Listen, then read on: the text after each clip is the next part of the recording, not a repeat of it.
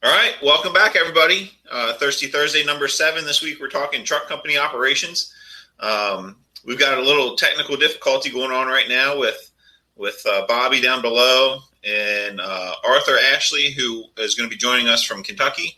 Got stuck in some traffic, but he's going to come in here shortly. But we're going to kick it off. Again, I'm Ben, Eastern Shore, Maryland. Worked part-time in Ocean City for a couple years with Trevor and Bobby. And now volunteer in Salisbury, Maryland. Been here for about 13 years, and happy to be here, work with these two great guys, and excited for our conversation tonight. So I'll kick it over to Trevor, and we can go from there. Great. Thanks a lot, Ben. Appreciate it, and appreciate everybody tuning in again this week. Really excited. Tonight we have Arthur Ashley from down in Kentucky. He's a captain down there. We've had the privilege of training with him quite a bit and known him for several years. And as soon as he gets back to his house and can log back on, he'll be joining us here in a few minutes. But I've really been looking forward to talking about trucks and truck work because there's a lot of misconceptions out there. There's a lot of places and people that say they do truck work, and it's can be kind of lacking in a lot of ways. And so we're going to talk about whether or not you have an aerial device or not have an aerial device, what we can do as far as getting that truck work done. That's where my passion is, and some of the things I like the most. Obviously a truckie at heart. These are some, but these are some of the things that we'll bring up tonight, and we'll talk about some different methods and some different things that we can do as the first in truck company or the first in piece of apparatus, especially for those departments that don't have special services immediately responding with them or right on their tail. Just by way of introduction, if we have anybody new joining in, Trevor Steedman. I worked with Ben and Bobby up in Maryland. Like I say, we've done a lot of training with Arthur, both in Maryland and out at FDIC, and worked up there in Ocean City for many, many years. Retired, came down here, and I'm a chief down here in South Florida now. So just enjoying the sunshine and looking forward to the webcast tonight. So with that, we'll kick it over to Bobby for his comments. Well, good evening, everybody. Cheers. Bobby McGee. Been in the fire service for 32 years. Started in a small town in Millville, Delaware, which is where I'm sitting now. It's not as small as it used to be. Working Ocean City, Maryland, a lieutenant down there. Been there for 20 years. Done all kinds of other teaching and stuff you don't really hear about. But Trevor and I, we like to go around the country and do some teaching and things together, so we have a good time. And I'm really excited to talk about this. I know in my very beginnings in the fire service, we didn't have a truck in the volunteer fire department I started in. And, we essentially threw one line at a fire, and if it didn't work, then we sent a second line at a fire, and if it didn't work, it was not uncommon back in those days to have, 2 or 3 inch-and-a-half lines going down a trailer's hallway where you couldn't even walk. It's very important for us to really be cross-trained in truck and engine work. We just don't have the manpower or staffing to be able to have exclusive trucks and engines per se in most of the areas around here. Work is moving in that direction, but it's still not there. So it just requires more tools in your toolbox, I suppose. But hopefully after we get Arthur on here, we talk about it a little bit. A lot of what has to happen is what we call prioritization of tasks. So if you look at a large urban fire department, they'll get 40 or 50 people online in a very short period of time, and they all kind of go to work in unison. So the truck is taking care of the truck work, the engine's taking care of the engine work, the battalion chief's doing 360, or the second battalion chief's taking the rear side view, and they kind of all go to work together. All of my experience has been much more singular, where an engine gets there and an engine's going to be working for a period of time, and then maybe a chief gets there or a special services piece gets there, and they're going to be doing their thing. But a lot of the times, if you have people trapped or you have things going on, like the engine shows up and you don't have a truck, someone's got to open the door. It's just, and if the engine gets done knocking the fire down and the truck's not there yet, someone has to search the place. We have to get in flannel pajamas out. So for us, it's a whole lot more sequential than maybe the cities are, but the skills are identical. How to take an inward opening door, how to take an outward opening door, how to cut a louvered vent hole, how to, do primary search and zero visibility, vent enter search, those types of things. So that's why our training is really very similar to what those guys are doing in larger urban departments, but we're more linear, I guess. So welcome everybody, and I'll turn it back over to you, Ben, and see what your thoughts are. All right, thanks, Bobby. One thing, just a thing that we kind of mention every week is we can see comments that come in from Facebook and YouTube. So if you guys have questions, or if you you want to make some comments, we'd love to see that interaction, and we can, like I said, it pops up for us. So we appreciate that, and if you guys do have questions, we'll try and address those as we go. So please fill those up. If you're not watching on Facebook or on YouTube, and you want to get to that website or that link, if you go to stbtraining.com is the website for Strike the Box training. The YouTube link and the video are there too. So just a little recap of all that. So back to what Bobby was saying, I totally agree. The first department I started in, we had a couple stations and we didn't have a ladder truck, and at the time I didn't know any better. It was one of those things that you're here, you ride the engine, and that's all that you do. And being in the position where I am now as a captain with the Salisbury Fire Department, and looking at kind of developing our members, and when they start riding and where they want to go, all that kind of stuff, the command staff has kind of made the decision that, hey, you guys should ride the engine first, get comfortable with that, be good firemen, know what to do, because the functions of the truck company are a little bit more independent, and you really have to have a good head on your shoulders to go do that kind of stuff. Not saying that we're not going to teach them truck company operations, and we're not going to go over forcible entry and vertical and horizontal ventilation and all of those functions, but there's definitely a knowledge gap, I think, from coming in to where you get to the point where you'd feel comfortable doing those truck company functions.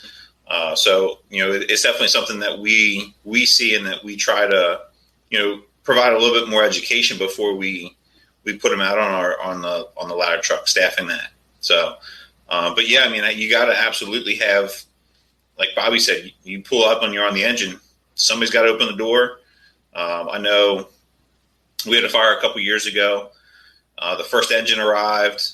Truck was way far away, and so the engine's going in doing their job, and the assistant chief comes around on the backside and goes to vent the window for the crews as they're coming in. So it's a combination of everything going on to get the job done. So just because we're talking truck stuff doesn't mean that you have to have a truck in your department, but you have to have an idea of the knowledge, skills, and abilities that need to get done on the fire ground for those functions.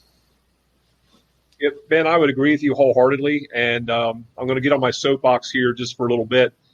The truck company operations and truck work, it's just as much of a philosophy and a mentality as it is a function, in my opinion. And the reason I say that, it's almost like RIT. You can have all the colored tarps, you can have all the equipment, everything set out, but unless you have the right mindset and you come there ready to go to work and understand the parameters of the job you've been assigned, it becomes nothing more than a function on a tactical worksheet. And the reason I say that is I see a lot of folks, especially, and this comes from our initial training, especially in some of the academies. Most places aren't working in major metropolitan fire departments where engine just does engine work, truck just does truck work, and never the twain shall meet. A lot of times I've done just as much truck work on an engine as I have on a truck company. And that just it depends on where you are. The last major fire that three of us were on, that was the first assignment rolling up where we had a 4-person crew. And as you remember, Ben, because you were on my crew, we were going to split, and someone was going to throw the ladder to get the lady off the porch roof, and then the rest was going to stretch the line. Fortunately, we had some other people come on scene, and we were able to go right to the engine company work.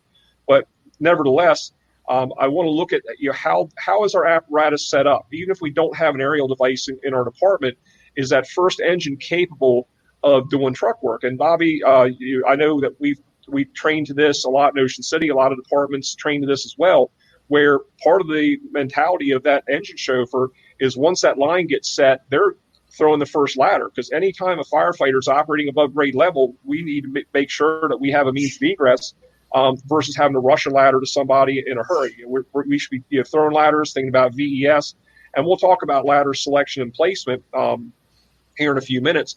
But what would really bother me is everyone has their passion. Some people are engine folks, some people are truck folks, some people are technical rescue, some people are EMS folks. That's great. That's wonderful. The bread and butter of what we do is lines and ladders. That's it. I mean, that's pretty much the basics. So and I will say this, and if there's anybody watching who is a manufacturer, a vendor for apparatus manufacturers, I'm sorry, ladder racks are unnatural. I apologize in advance, but to me, and I know they become a lot faster, but when you have your ladders way up where you can't get them, and you're not in a place where special services is right on your tail to throw those ladders, and you're going, hold on a minute, ma'am, beep, beep, beep, beep. Oh, just be a second, ma'am. The ladder rack has to come down. Beep. I'm sorry. It just have them ready to go where you can pull those things off. Have your ladder complement flipped with the 24 or the 28, whichever you're carrying on the outside, because that's your most versatile ladder. So be ready to go to work. I know there's some people that refer to the ladders on an engine as ride wells because they ride well on the side, and the only time they come off is when they're being maintained or tested. I got to throw the brown flag, the BS flag on that one. Ladders are a very important part of what we do. If they weren't important, they wouldn't be on the side of that engine. So you getting that philosophy that those ladders need to come up or come off that apparatus. They need to be accessible. They need to be quick. If we have 200 straps, Velcro straps, and retention springs on there, and they're not functional, figure a way to be functional and quick with those ladders. And I'll try to get off my soapbox a little bit on that. But if we're going to carry the equipment, make sure it's accessible, make sure it's functional, and we'll talk a little bit more about that as we go along. It looks like right now we have Captain Arthur Ashley has just joined us, and very glad to see him. I'm going to let him do a little intro. But for those of you who've never met Art, one of the great brothers in the fire service, we've had the opportunity to train with him a lot out in Indianapolis, as well as other places around this great country. He's a guy, I think he knows a little bit about truck work. I'd say he's probably got a little more time on the roof than Santa Claus, if you want to know the truth of it. So with that, Arthur, brother, I'm going to pass it over to you for a little intro. And I just got off my soapbox in my sermon about making sure that you can access your ground ladders and be able to throw them. But I'm going to pitch it over to you, brother, and give a little intro and start your show. Arthur, I got you start. I can't believe we had to delay 15 minutes for you to get that hair right before you come on here, brother. Well, it's a fashionably late's what they call it, isn't it? Fashionably late. So, so I guess you can do that in the fire service unless you're going on stage at FDIC. There's no fashionably late there. So, but I've been in the fire service since 1986 and started as a volley. And my first set of boots was 3/4, long coat, steel MSA tank, elephant trunk masks, fireball gloves, and a plastic helmet. My first fire at 17 was a basement fire, one of the worst fires you can have. So I learned real quick that you don't spend a lot of time on the steps when you're going down into the throat of that. So I've been with the city of Lexington. I'm coming up on my 27th year. And I have always worked on the busiest side of the city, Lexington. It's about a population of about 450,000, and that's with UK in session and stuff. And we have 24 firehouses, and we probably do between 70 and 90,000 runs a year. Firehouse that I was assigned to for 11 years was the 31st busiest in the nation. It was coming in at over 17,000 runs for that station, and they called it the House of Pain. I don't know why, but they called it the House of Pain. And we come up with a lot of missed meals, meaningless runs, and sleepless nights. But the meaningless runs part of it is few and far between when it comes down to it. When you work in the ghetto of a big city, you're going to see stuff. And I tell anybody who works anywhere, if you work the seedy side of town, you're going to fires, you're going to shootings, stabbings, civil unrest, everything. You're going to see it. So I've always been on the busy side of town. I spent 11 years on the busiest engine company, and then I went into special operations, and then I commanded a couple of ladderies, and here I am now. So I'm a senior captain. There's 650 guys on the job, but I think I'm sixth on the seniority list. So I guess I'm considered an old man now on the fire department. I never thought that would ever get coming out of my mouth or anything like that. So signed to a ladder company still, and still making runs, and coming up on in a couple months on my 50th birthday, and I still love getting. I don't take the test to go any higher, and that's my choice. But if anybody wants to go higher, take those tests. But I love where I'm at because I love working with the crew and out on the street and everything. But I ride up as bat chief so often, and that's a completely different. But it's not a world that bothers me. But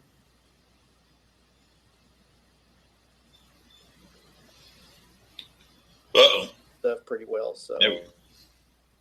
And Arthur, I don't know if one of the questions I wanted to throw at you, and I know this is a topic of conversation, is there's a lot of departments out there, big and small, that have aerial trucks, whether it's elevated platform, straight stick, what have you.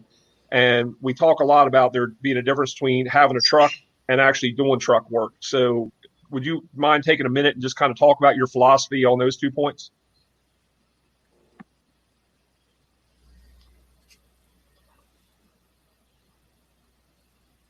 Well, I think he might be frozen up a little bit, but Bobby, I'll tell you what, I'll kick it over to you if you can hear me. Same thing. What's your thoughts? Sure, that's get that Kentucky internet's holding him up, so hopefully he can jump out and jump back in again. I guess what I could talk about is just what does truck work mean to me, being predominantly on an engine, and for me it means skills. I've always kind of leaned towards the engine, and had to learn truck work on the side. And then I found out it was very, very important to be really good at doing forcible entry, or not getting lost inside of buildings on fire is a really big deal too, So I guess the way to walk through, I walk through what would happen on an engine company for me, where we'd add trucks. So we typically have 3-person engine companies. We'd love to have 4, but we don't always. And most of the time we have 3. So if we have 3, the idea is that the officer should get off with a set of irons, do a 360, kind of see what's going on. The firefighter should be proficient at pulling a line by himself to the front door, getting it prepared and everything. And as soon as the officer makes his 360 on like a residential structure, typically it's about the same time the line's being stretched. The timing actually works out fairly well for that. The officer can walk up, do a baseball swing if the door's not open. If that doesn't work, he can call the nozzle person up and say, give me a hand, and use the irons to get your forcible entry.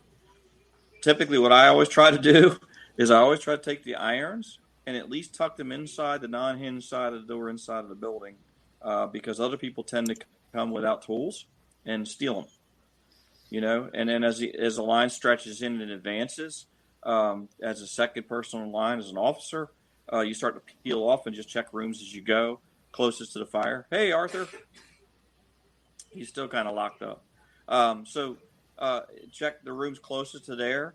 And you may actually have to split the crew, and you may actually have, the nozzle guy may have to protect the stairs to go up and grab something. And on the other side of that, when you talk about truck work, we really do push for the drivers or the chauffeurs of the engine to be proficient at throwing ladders, because if someone presents at a window, you really don't need a full crew to go get those people. Usually if they're presenting in a window, as long as that driver can get that ladder up and go up that ladder and just assist them onto the ladder, it's basically an assistance call to get them out. Mm-hmm. So a lot of things can happen. It's not as good as having a full complement of engines and trucks on scene, but it's kind of our reality. But it's all about prioritization of your skills, what you need, and working through. You there, Arthur? He's working on it. So, yeah, I'm working on it. Yeah, Can you hear me? Yep. Yep. Can you hear us okay? Trevor, can you hear me? Yeah, Arthur, I got you, and I just sent you a text. I'll tell them so the boys make better bourbon in Kentucky than they do internet. But yeah, I can hear you, brother. Little choppy, but we're just talking about the skill sets for doing truck work, and especially if you're in a place where you might have to do some off the engine, is having those skill sets and also bringing those tools with you to be able to do part of that job. I know, Bobby talked a little bit about having to split the crew, and that's a decision that the engine officer is going to have to make. But you got to have that level of proficiency and not have the blinders on to say, okay, the truck's behind us, because they may or may not be. They get hemmed up in traffic. Anything can happen where that first new truck company. And how many times in our history, Bobby and Ben, sometimes we're working on a different end of the city, and our first truck company might not be from the city we're working in. It might be a mutual aid truck just because of distance or traffic or travel time. So that might not be the same crew SOPs that you're used to. So you really have to get your poop in a group and make sure that you have the ability to at least initiate some of the basic truck company functions outside of the aerial operations when you first get there. So, Arthur, can you hear us now, buddy? Can you hear me? Now it looks like a mugshot. Oh, that's better. You're smiling now. It looked like a mugshot a minute ago. I think what you asked me is that. Can you hear me? Yep, we got you, brother. Okay. What I think you asked me, because the audio's a little clear, but I think what you asked me is companies that are responding that aren't a company, and they are these either delayed or there's none coming, or they're delayed with the truck company. And what are these guys going to do when they go on scene in reference to truck work? Is that correct, what you were asking? Yes. Basically, yes, and saying, okay. What's the difference between having a truck and actually doing truck work? I think I'll have to have Ben tell me what you said, because you're cutting out on me, but I can hear Ben very well. He's asking the difference in having a truck and doing truck work. Did that come through okay? Say that one more time, guys. Listen, this got to be this Kentucky internet. Just got internet last week, so in the whole state of Kentucky. So, I mean, we just got a toothbrush that we're sharing through the whole state right now. So, you're going to have to give me a little leeway here. I mean, I'm up in between two hills and they're piping the sunshine in right now. So now it's we're doing the best we can right now. So, I tell you what, I'm going to run with what I think you said. When it comes to truck company work, not everybody does truck work. There's a lot of people out there who are really good at engine work. That everybody likes to be on the pipe. Don't get me wrong. I'm a truck guy and I love to be on the pipe when I was on the engine, but now I've got a different mindset and a different job. But the fire service, in order this day and time, because of staffing, because of cutbacks, because of limitations on the equipment that you have, the apparatus and everything, I think that the firefighter of today is a jack of all trades and a master of many. And you have to choose your first three disciplines, is what I tell people. What do you really want to be good at? And I always say throw engine work in there with it as well. Well, let me expand on that real quick. There's a lot of guys who pride themselves in engine work, and there's a lot of guys who just pull a hose line from a truck, and there's a lot of guys who pull a hose line from a truck and go to work with it. It says in the book, it's years and stuff, and I believe this is a truck guy, that more lives are saved by a properly placed hose line than anything we do, and I firmly believe that. But I always add, in everything that I teach or I speak, I always add this: that hose, that nozzle, has to be in the right hands of the right guy, pointed in the right direction, and used correctly and efficiently for it to operate and save lives. I've seen guys waste 1,000 gallons of water on a fire, and I'm screaming, what are you doing? Well, when you show up on scene and you've got two engines, or maybe a truck company that doesn't have any experience, every fire that you go to in this United States, if a hose line is pulled on a structure fire, there is some sort of truck work that's going to, if those guys know that it's truck work or not. Opening windows, ventilating, salvage and overhaul, search. That's the biggest one right there, search and rescue. If I was to tell any engine company, and I'll give you an example, Let's say we've got an engine company that is on its way to a working fire in an apartment complex, and it's let's say it's 3-story apartment complex. Let's say it's garden style, and that engine company is going to be there a long time by themselves because there's another fire going on. They know they don't have a ladder truck coming, and they pull up on scene, and their closest hydrant is 1,200 feet away. Well, holy cow! Based on what you got, and he's got 1,000 gallons of water. Based on what you see, is this beyond the room? Is it out into somewhere else? Well, let's say we've got a pretty good portion of this apartment complex going, and it's through the roof. Well, if you're any kind of an officer who's paid attention through the years and has experience, you're not going to put that fire out because it is beyond what you can do. Gallons per minute are not going to defeat these BTUs. So we go into truck mode, okay? We go into truck mode. And I tell guys that just because you pull up on an engine doesn't mean you're going to pull that hose line. Well, that 24-foot ladder can get to that third floor window. I promise you it will. So just like Trevor was saying earlier, you got to know your ladders. You got to know the bedded links. You got to know the extended links. You got to have them accessible. And it doesn't matter what kind of fire run you're going to. If you're pulling up on a ladder or an engine, throw your ladders. If you don't use them, guess what? It's training. And above anything else, it's muscle memory for you slamming that ladder around. So these guys have to make a decision based on what they got. We're now in rescue mode because I've got an occupied multiple dwelling here. Fire well off on the third floor, maybe coming from the second floor, it's running to the third floor. Now it's coming through the roof. Well, this is beyond what I can put out. Don't just stand there and look at it. And there's 3 of you on the engine.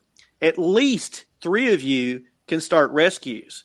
This is not a 2 in, 2 out. I'm not a fan of 2 in, 2 out anyway, because that is an excuse not to go in. And I hate that. And I'll be honest on this show right here. If I've ever had a chief ask me, why did you had a 3-man company? Why did 2 of you go in? I always say, I thought I heard somebody. That's because those people need me. That's because that's what I took an oath to do. And I'm not going to stand back on some political stuff just because that they say that we should do this based on this study, LODD, and all that stuff. If you are a true firefighter in this business, you know what comes along with it. You may not go home and stuff. And sometimes you just have to bite the inside of your jaw, and you're going to be in some shitty places that you don't want to be. But you could make a difference. So this engine crew, back to them real quick. If there's people hanging from windows, communicate it. If you need more ladders, communicate it. One of the biggest things we fail at is communication. If that engine officer or whoever's on that truck fails to radio what's going on, there's no game plan coming in. Nobody knows what's going on. He needs 3 more 24-foot ladders to the rear. We are doing a VES on the second floor. Nobody knows what's going on. He's not asking for ambulance. He's not asking for anything.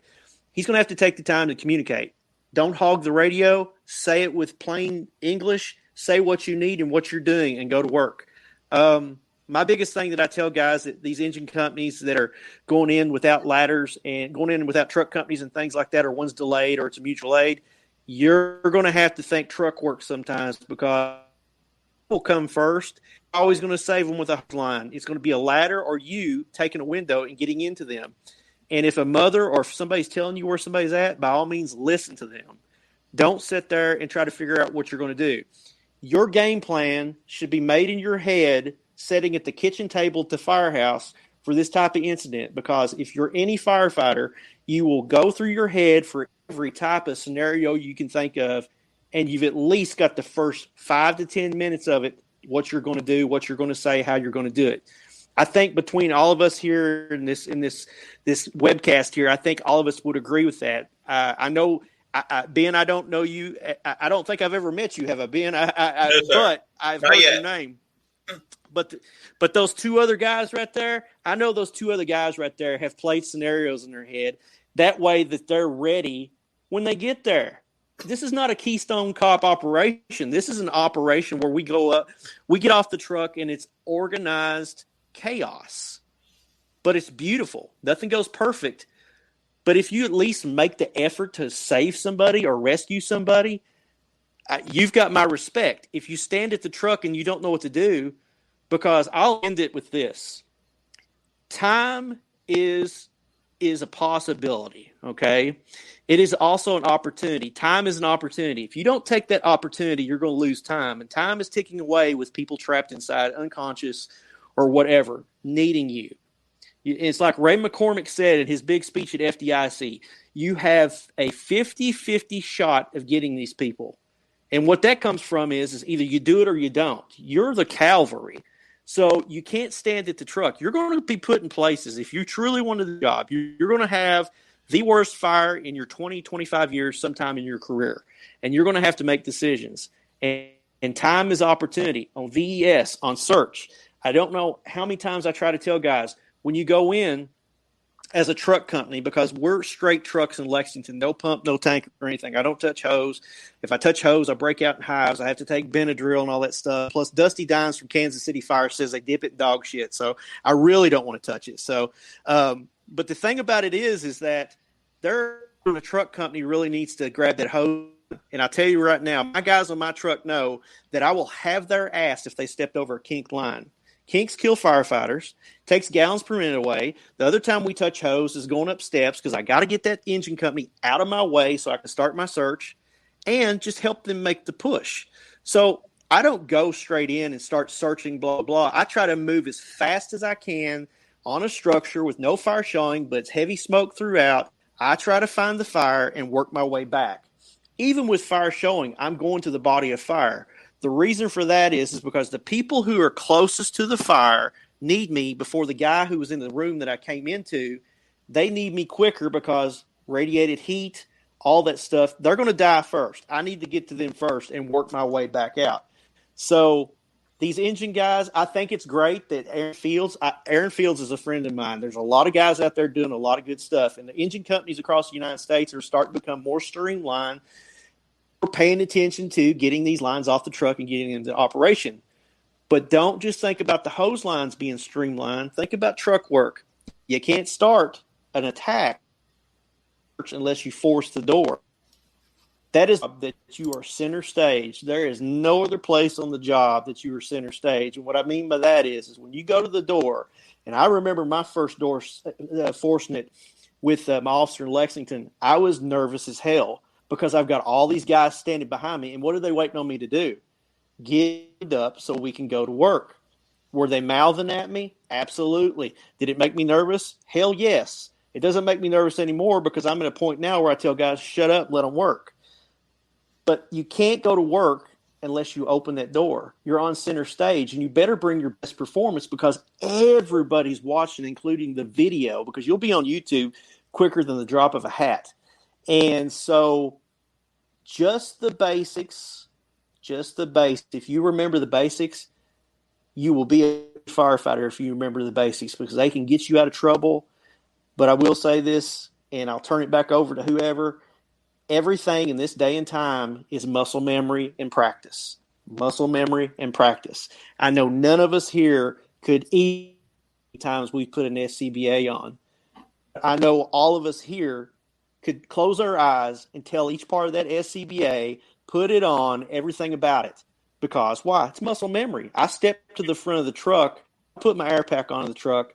I learned it from a captain. I stepped down, grabbed my air pack, walked to the front of the truck, set my flashlight down and Halligan on the front bumper. Then I look at the structure while I'm putting my air on. I have purposely slowed myself down to look at that structure. Because if I was to put my air pack on my back and get out of that truck, I'll be honest, I would look at it, but I wouldn't pay attention to it. This slows me down, and it's one of the best things I ever did. Well, Arthur, I tell you what, that's some sage advice, and just kind of dovetailing in on something that you said earlier. We talk about knowing the length of our ladders, the capabilities, limitations, the bedded length, the extended length.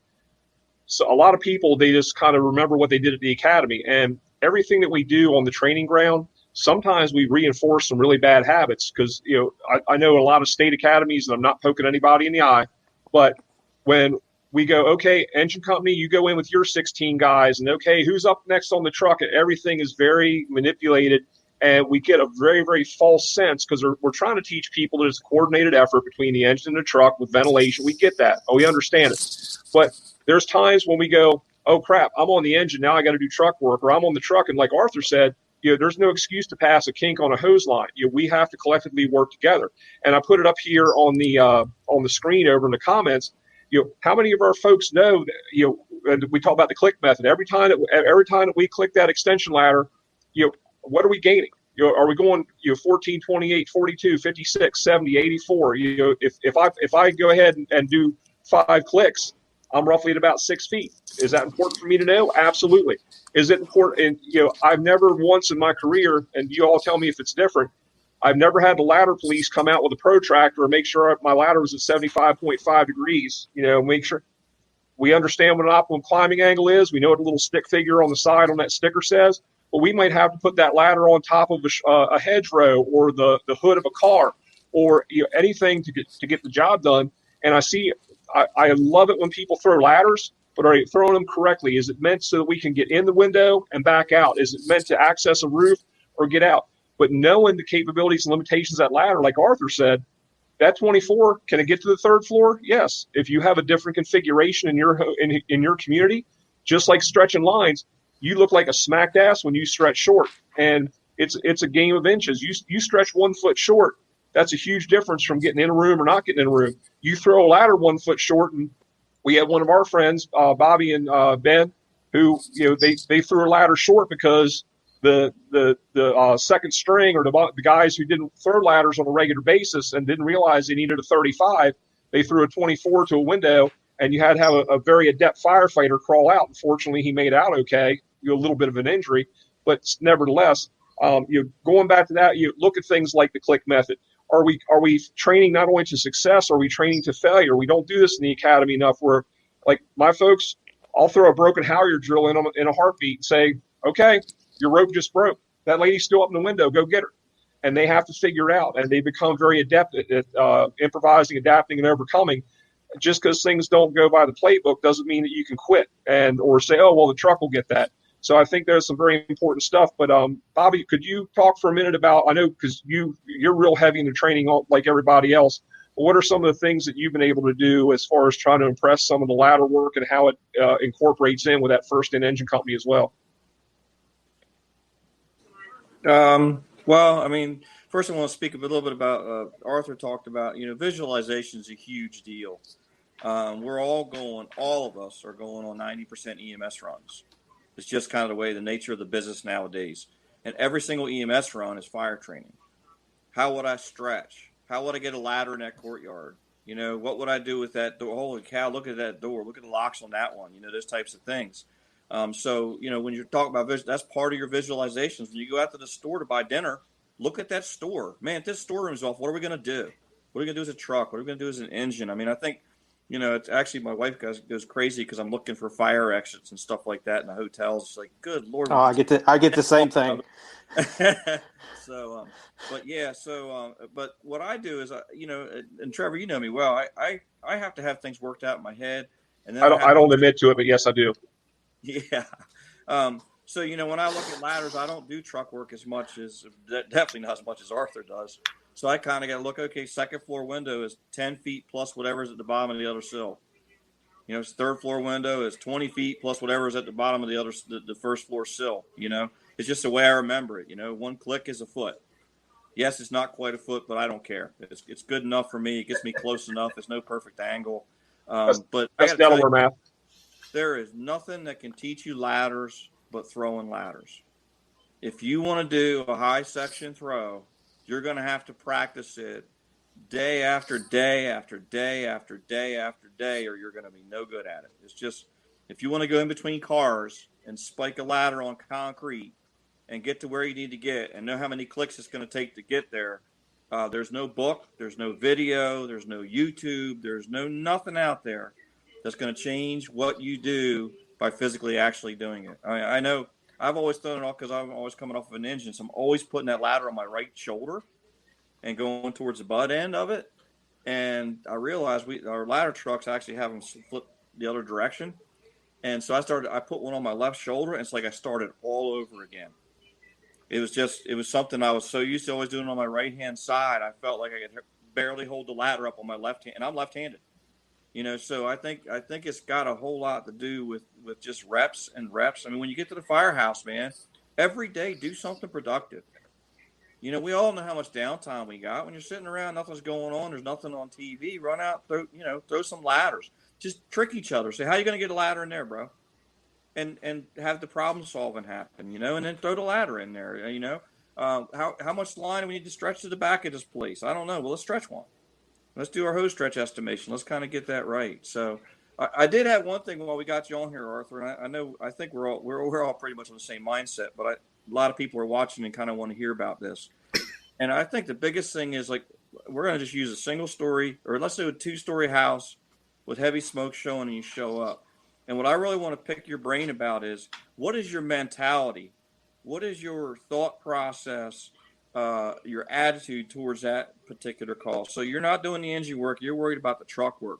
Walk through your mentality of, what your goal is. Your goals are on a simple incident. Just walk us through what you're thinking in your head as a captain on a very, very busy ladder truck. Because I think we all really want to hear, what your thought process is coming up to it. Just a simple, regular, everyday working fire. So if you could talk about that, Arthur, that'd be awesome. Sure. I've got my own routines, and one of my routines that start the day out with either driving in my vehicle to work, or when I'm walking in the back door of the firehouse, or when I'm stepping up and doing stuff, I always tell myself 2 things, and that helps me on my mindset for the day. We all have, homes, and we have kids, and we have, this and that going on. So sometimes I have to put myself in the mindset of where I'm going, because, I'm thinking about this or thinking about that. So what I do is I tell myself 2 things. The very first thing I tell myself is that I'm going to a fire today.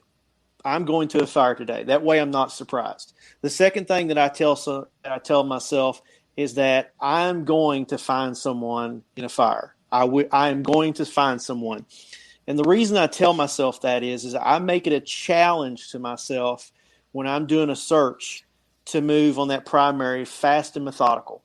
And I want to find someone, because I've told myself that I'm going to find someone. I'm not going to be surprised that when I run into someone, oh my gosh, I found someone. I've already got a game plan of what I'm going to do. So, when it comes to my mindset and mentality and stuff, that when we get knocked out for a fire, I think one of the biggest things for me is I'm looking at the computer, I'm reading comments, I'm listening to radio traffic, I'm listening to the fire channel.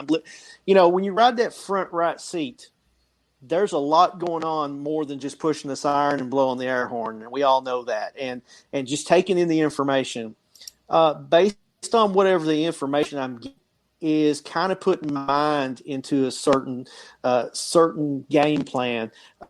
Me going to a middle of the row 3-story versus going to a 2.5-story to 3-story Victorian style home is going to change, immensely, or to a 1-story shotgun in the ghetto or something, or going to good housing. So the biggest thing for me is as I'm pulling up, I try to see 3 sides, because our ladder company tries to hit 3 sides. Let's say we're taking that residential. As we're pulling up, I see one side, the front, and as we're pulling up, I know that when I step around that truck and take my time putting my air pack on, I'm going to see that 3rd side.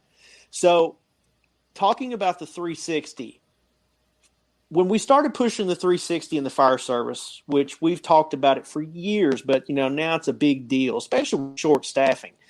And a lot of times it doesn't get done, and it's because either we have a very inexperienced officer or incident commander, and it's not so much tunnel vision that there's else going on that nobody checks the rear. And I'm guilty of it myself because of things having to be done. So I kind of said, I want to fix this problem, but I'm going to help everybody in the process. So when we pull up on that residential fire, one of the very first things that I decided to do, and I've got my drivers as they rotate. We rotate drivers because we don't have driving positions. So each person on the truck is trained and is, trust me, they've got this down pretty good. Their job is to get to the rear. And what they do is this. And I've told a lot of departments, I've spoke about what we do. They've changed the way that their drivers on their trucks do things now because of that, because it made sense to them.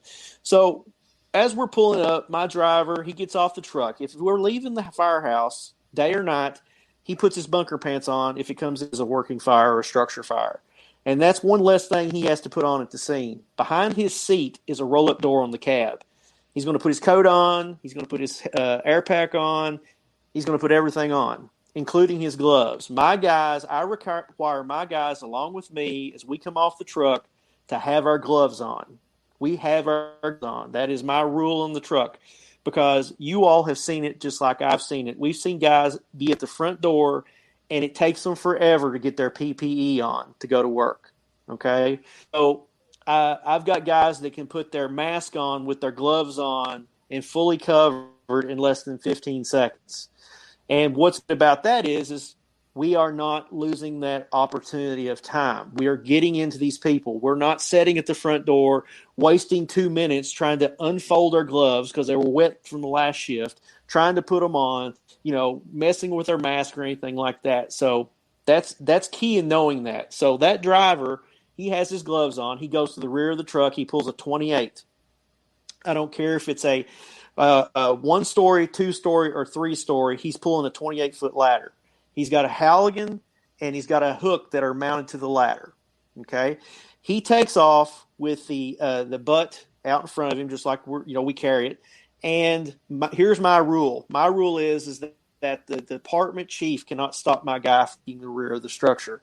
And that is a fight that, as an officer, I'll take that. I've never had that issue because our chiefs on scene, they know what we're doing. They know what I've got my guys doing, and they love it too because you'll see what I mean by that.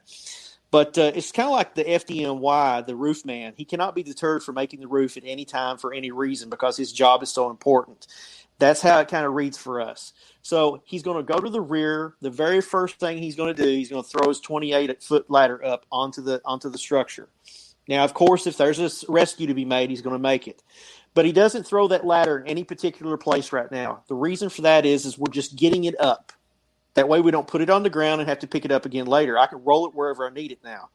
So the next thing he's going to do, he's going to lay his tools by the back door, lean them up against the back door, and then he's going to say, ladder 1 driver, ladder 1 alpha. And I'll say, go ahead. He goes, Cap, I got heavy smoke showing on the 3rd floor at the Bravo Charlie corner. I've got no fire showing this time. I've got bars on the basement windows. I repeat, I have a basement with bars on the windows.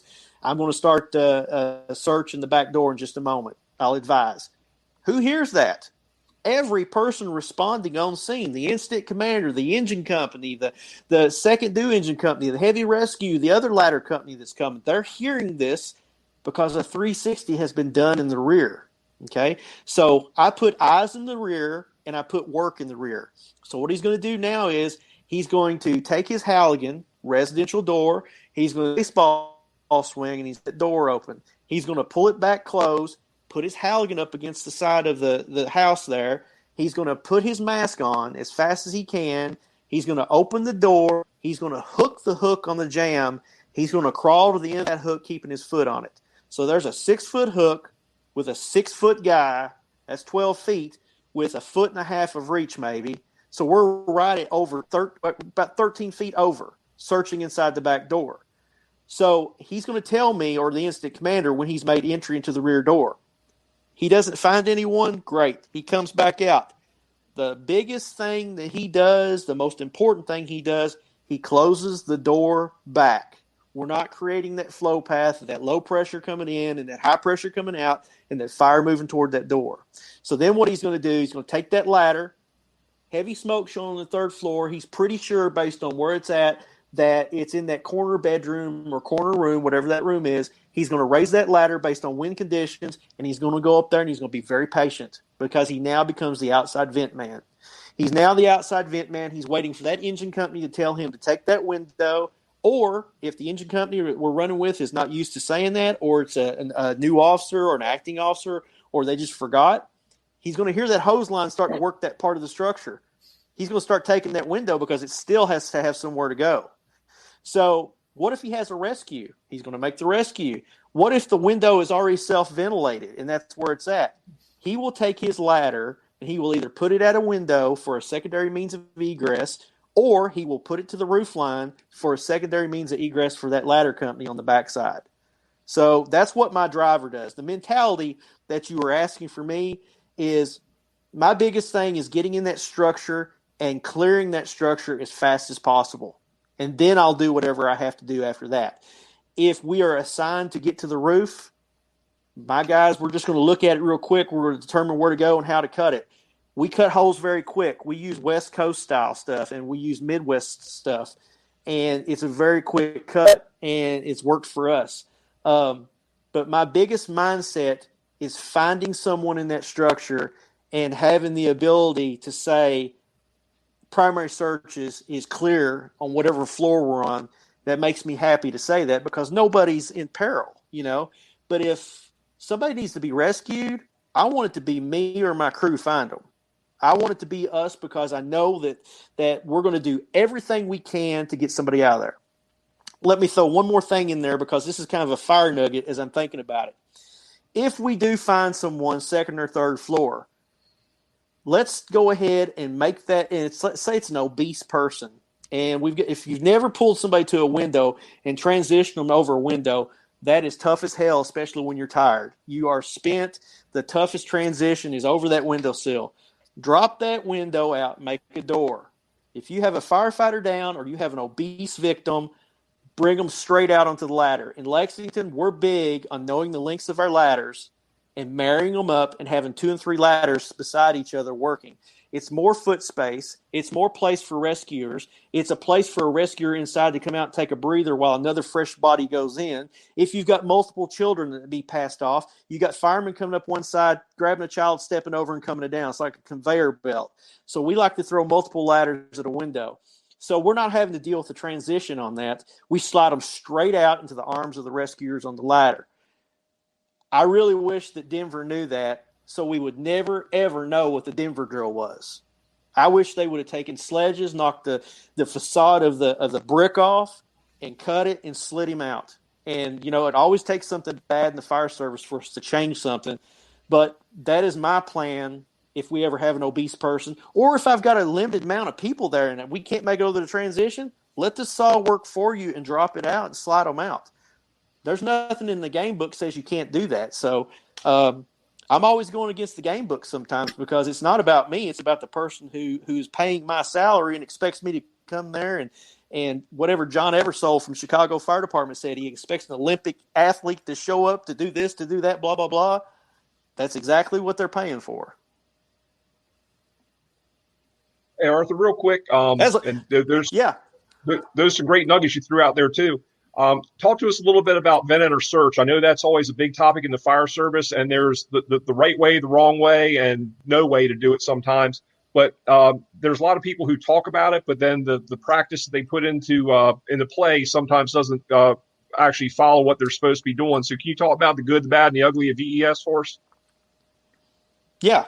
The biggest thing one of the biggest things about VES that I've learned about traveling around is people think it's the most dangerous type of search there is. And it's actually the safest form of search there is, because the most dangerous type of search is me crawling into a house through a door. I don't know where I'm going. I've got an idea where I'm going, but I don't really know what I'm crawling into. On VES, we're basically going to a room that 98.9% of the time, 99.9% of the time is a bedroom. And it's either going to be 8 by 8, 8 by 10, 10 by 10, 10 by 12, 12 by 14, 12 by 16. It's going to be there. It's either going to have an ensuite for the people from Kentucky that may be listening. That's a master bathroom. It's going to have an ensuite or a walk-in closet. And it's going to be a room with an ensuite? You've never heard an ensuite? We'll talk about that later. No, sir. So you've got this area to search. It's not a big area, people. It may be cluttered and hoarded up, but it's not a big area. You have a door 9 times out of 10 is straight across from the window that you're going into. All right. So can we do a veneer search by ourselves? Absolutely we can. It's been done. I've done it. But the biggest key is communication. I tell command, Ladder 1 Alpha Command doing a single man veneer search on the second floor. I'm on the Delta side, second floor, window closest to the Alpha side. I'll advise. I leave it open-ended because I'm either going to find someone or I'm going to give him a negative call. So another thing that people don't understand, I mean, it is the safest form of search because you're in a controlled environment. You are controlling that environment if you can close that door or if you remember to close that door. Air Fire Academy, you will not forget to close that door because you have live fire on the other side of it that is rolling that you will remember to close the door on our Vent search. So the key, and there's things about it that I don't like that people do. I am totally against going headfirst into it, and here's why. You can take your Halligan all day long and sweep the floor. Floor is not, there's nothing there. Then you sound the floor. You're not going to know. You are not going to know if that's going to hold 250 pounds plus of firemen until you put your weight on it. You're not going to know. So going headfirst in just because you've got heavy smoke blowing out, once you've committed past your waist and into to your knees, you're committed. You're not coming back out. You're either going to have somebody pull you out or you're going to have to go in and go back out. So I tell guys this, go up. When you take the top window, the window pane, you're letting the room start to rise. You take the bottom window pane, the room will continue to rise, if there's any smoke. Take the sash. Don't hit the sash in the middle because it will bounce on these insulated windows because this vinyl and stuff's pretty tough. Don't use a New York hook. It's not got enough ass to break this stuff. You got to have a Halligan to do that. Hit it where it's connected on both sides and it'll drop. If you've got mini blinds there, and I know every one of you all, you're probably not going to admit it, but I'll admit I've got tangled up mini blinds before that I thought I was going to kill somebody. So I had somebody teach me how to do that correctly. You take your hook. We've all put them up for our wives and girlfriends. We know how they're made. Plastic piece holding them on the side and all that stuff. Plastic piece hard on the top. That's where it rolls up and comes up and down. You take your hook right in the middle of it, push in and up, and the whole thing drops, and you're not even caught into it. Wow.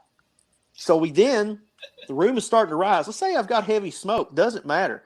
I'm right-handed. Unless I have to, I am going in with my right leg in first, my right hand in first, and I keep my head and my upper body down low.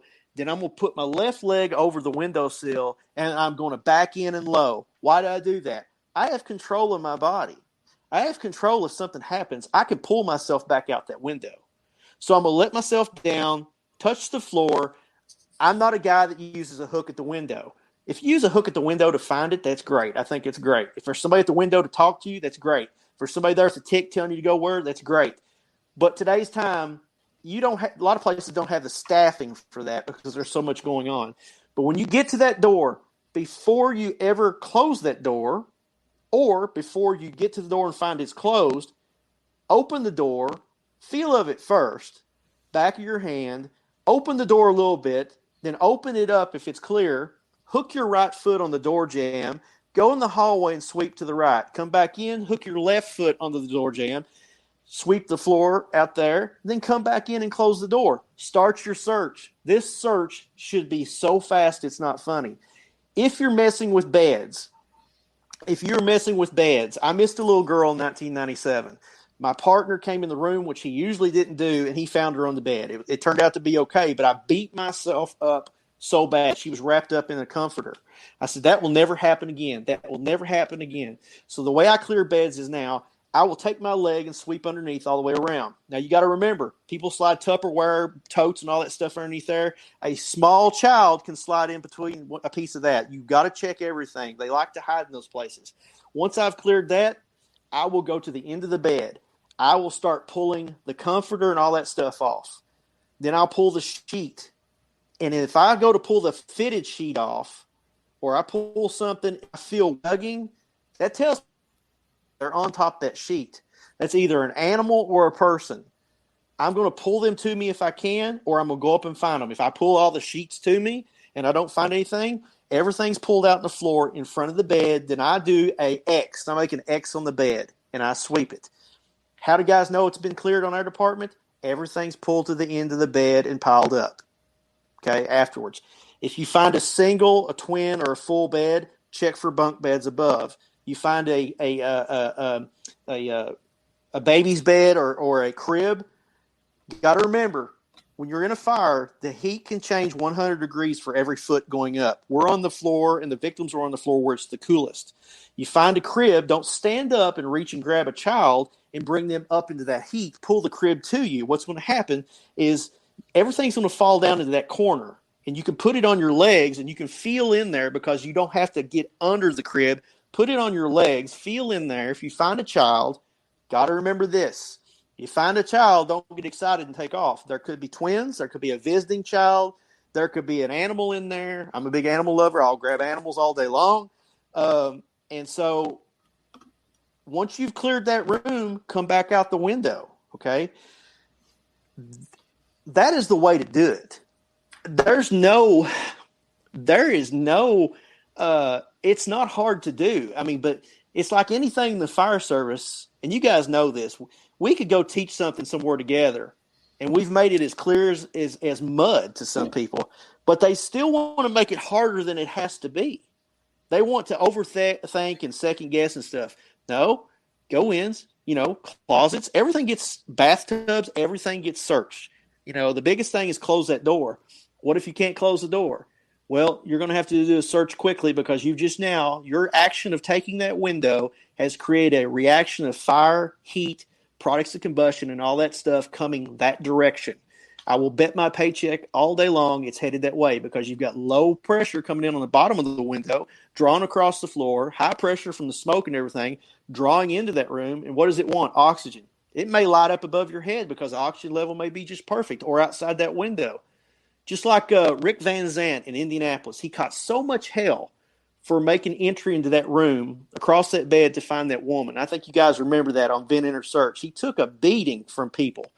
And it was from people who had never done that before in their life. And the rest of us are going, he couldn't get the door closed. I know the guy. He's a huge guy. He's a great guy. He's a fireman. He couldn't get the door closed because there's a rolled up piece of carpet in the door. Okay? So what happened was he took the window. He's created an opening. That fire was burning intensely enough, found that area where it's open, and it's going that direction. He just had enough time to get across the floor, back onto the bed and out the window to the point to where he had to bail out.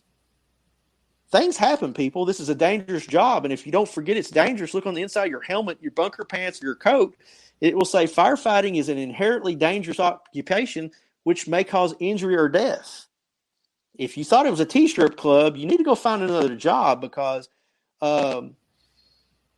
this is a blue-collar job. You're going to get dirty. You're going to see bad things. It's dirty work. It is an adult job. It's a job for someone who has their shit together. And it's not for the faint of heart. It's not for the weak. It's not for the ones who don't have courage. It's not for the ones who are not to take a beating to get to someone. And it is definitely not for someone who just will write somebody off because they just write them off. I am not for that. So that is my view on VES in a nutshell. Arthur, I really appreciate that. And one of the things, we talk a lot about these different things. I know we can go on forever and ever about them because we all have a lot of passion about it. There's a lot of great people out there in the industry, yourself included in this, who have a passion for truck work and who will share these nuggets with everybody. I know Mike Champo does some great ladder work. He's got some awesome videos out there about laddering on uneven surfaces and thinking outside the box. But I still say, this really begins with our basic training because we're so afraid sometimes in the academy settings or the basic training settings. They're not showing people how to throw equipment on top of or marry up the ladders and throw equipment on top and drag it to the rear of a structure. I tell my guys at work, if you wear out the tips and the butts of my ladders, we'll replace them. Not a big deal. That's why they're riveted in. That's why we can replace them. They are replaceable. But we instill this fear sometimes in the very beginning that these ladders are something not to be touched or they're a special piece of equipment. They're a basic piece of equipment, no different than your air pack. And I don't care whether you're on an engine, you're on a truck, you might be on a medic unit that gets assigned to suppression, and you might be throwing that first ladder off the engine company. You need to be proficient with it. And just kind of round this out a little bit, Ben, I want to kind of go back to you. I know you've had the opportunity to work on the Eastern Shore of Maryland in two larger departments down there. what do you see as being the focus for ladder work? Are we hitting the mark, or where do we need to make some improvements? I think where we're going is hitting the mark. I want to back to Arthur. He made the comment through talking about VES and doing truck stuff without trucks. It's a mindset. It doesn't matter what you're riding. If I know that if I'm going to be arriving on the second due engine and our truck in Salisbury is tied up, we have to know that we're going to do truck stuff. We arrived, we had a fire in our Camden area, older house, and we were the second arriving engine. The call was that we're going in over ladders to do search on the second floor. Fires on the first floor. They had already taken 2 people off the balcony in the second and the rear. We have to finish the search. We have to make sure that the rest of that floor is clear. And there was never a question of where we were going or how we were going to get there. The first floor is all bugged up with the guys on the line and going in to put the fire out. There was no question. It's a mindset that you have to have. And it's when you pull up and you know that you're going to, or you think that you might have to fill those roles as the trunk company, it's all about getting the job done. One of the things that I don't think we've talked about yet, and the phrase that I don't think we've used so far through any of our webcasts, is the violence of action. You pull up and you see something that requires you to be quick, fast, and aggressive, then that's what you have to do. Forcing the door to get in. We can, maybe we'll go through the lock. Maybe we'll do this. You know what? Break the door down, get the hell out of the way, and go put the fire out. Jimmy just commented, we found that crib on the second floor. We came in over ladders. That we knew that they were taking a baby and a mother or a grandmother out the rear. So, again, like Arthur was saying, is there 1 kid in there? Is there 2? Who knows what's going on? But you have to get in there and do your job. We said at the beginning, search is very important. You have to have that search culture that we're going to go in and we're going to do our job, and we're not going to leave until we know that it's clear, and we're going to get it done. So I think that's the big thing for me, is having the mindset that you're going to go and you're going to have to bust your ass to make sure that you do your job and make sure that it's right. And it doesn't matter if you're pulling the line, if you're throwing ladders, whatever it is, just go do your job. Because if you're not doing it, who is? So, and have that mindset of that's what you're going to do. So, sorry, I may have got a little carried away there, but I don't care. That's what the passion's all about, brother. Everybody on here shares it. Bobby, what are some of your comments kind of closing out on this? Well, it's great to have Arthur on here, and I really do appreciate you truck guys kind of teaching the dumb engine guy a little bit more about what has to happen on the fire ground. I liken it to I always wanted to be a country singer, and I'm not a country singer, but every time I take a shower, I'm a country singer. So maybe instead of when I'm in the shower, I'll be thinking about truck work this time, and maybe I'll be a truck guy. You'll be in the shower pulling your hose. So I really appreciate Arthur coming. That's great. Sorry, that was too easy. No, really, really good stuff, Arthur. And the attitude for the engine guys is it should be the same thing. Nobody's going to beat me into my fire. Nobody's going to find that fire. If you're search and rescue, nobody else is going to find that kid but us. I think those are all my take home points for tonight that as I listen to everybody talk. So I really it's been a good conversation for me, and I appreciate Arthur coming. Yeah, so, absolutely. Thanks everybody. And real quick, I'll give a couple final comments. And I want to give Arthur the last word before he take it to Ben for the conclusion. But Arthur, really appreciate. Look, he just left us. Arthur, really appreciate you being on with us tonight. Like I say, we've known him for a long, long time. You can tell the passion in his voice, the passion in his teaching. The guy teaches all around the country, FDIC, a lot of other places, and definitely knows the business. And it doesn't take long to talk to the guy, and you figure out he's all about the fire service and all about the truck. And really, really a genuine. Oh, look, you came back. Thank you. But I was saying nice stuff about you, Arthur. Now I got to cuss you, but. we do appreciate you being on and sharing these nuggets with us. It was nice stuff. It was nice stuff I wasn't meant to hear. Well, if you had to hear that stuff about Bobby in the shower, this is much better than that. So this is wonderful. But no, we do appreciate you being on and sharing some of that knowledge, skills, and abilities, and just having this kitchen table conversation with us, because I've seen in the comments over here on the right scroll, and there's a lot of great firefighters who are tuning in.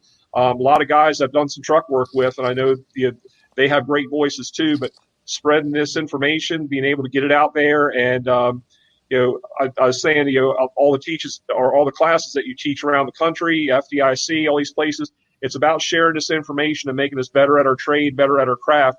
And we always have that friendly rivalry between maybe this truck, that truck, this engine, that engine, and at the end of the day, we try to make those things an inspiration for us to be better at our jobs. Like all of you have said, we want to be that person to find that, to borrow some of your words, Bobby, that 5-year-old kid at the end of the hallway in the flannel pajamas. And, Arthur, to your point, and I'm glad you brought this up, right underneath here, you can't see him. Well, you can see his paw a little bit.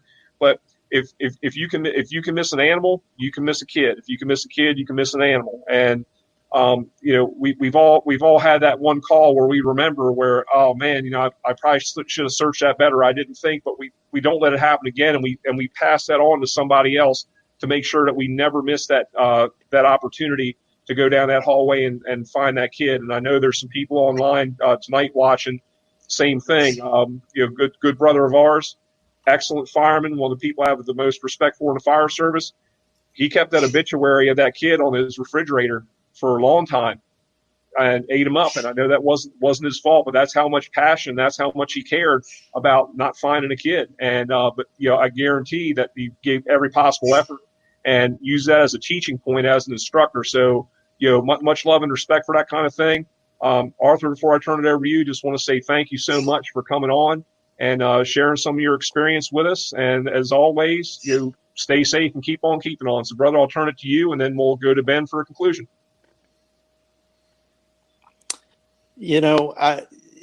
Anytime you guys want to talk truck work, you can call my phone number, because, man, it's a passion for me just to talk truck work in itself. And that's one thing that you just said that, I have screwed up a lot in the fire service, but I have always tried to figure out what I could do to have made it better.